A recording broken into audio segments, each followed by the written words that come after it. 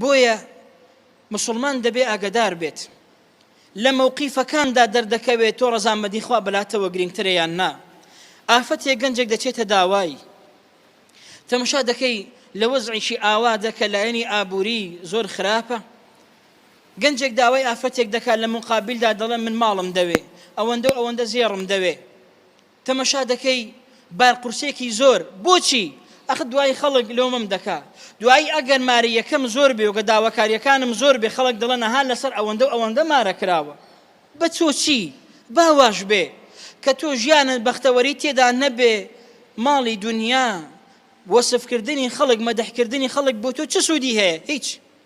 یا کە سوکارەکەی بارقورسێکی زۆر، یا ئەوەتە دەڵێ کاکە زێڕێکی زۆر لە ملی ئەو گەنجە ببەستن بۆی سپێن نەتوانێت کچەکەتان تەلاق بدە.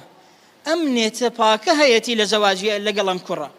تو ئەگەر سیقەت بەم کوڕە نیە کچەکەتی مەدێ، خوشەکەتی مەدێ، ئەگەر متمانەشت پێ هەیە تەوەکول لەسەر خوا بێ، ڕەزامەندی خوا بەلاتەوە گرنگتر بێ کە تۆ خۆت کاروبارەکانت کاروباری زەواجی کچەکەت و خوشەکەت بدێ دەست پارە و زێر دێ نەتیجەکەی هەر ئەوە دەبێت کە تۆ بیری لێ دەکەیەوە سپێنە ناگونجێن لەگەڵ یەک.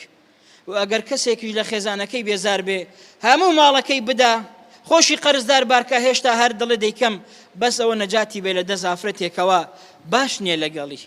بۆیە ڕەزامەندی خوا زۆر گرنگە براکانم.